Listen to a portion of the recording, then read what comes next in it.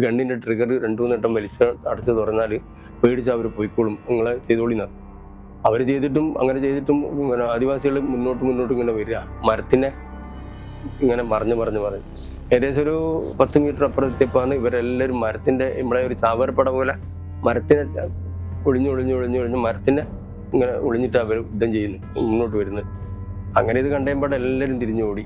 നമ്മളെ ഓഫീസർമാരുണ്ടായിരുന്നു, ഞാൻ മാത്രം മുന്നിൽ.